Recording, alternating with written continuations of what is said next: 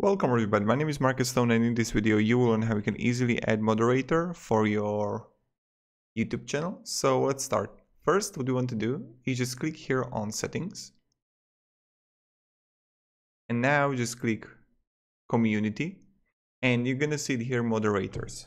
When you're gonna see like these users can remove comments which will appear in your help for review page and can also moderate your live chat messages, and you just add here the URL. The channel URL.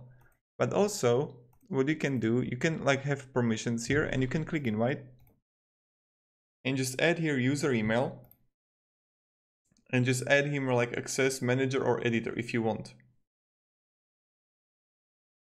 So this is what you can do. So thank you very much everybody for watching. Have a great day and see ya. Goodbye.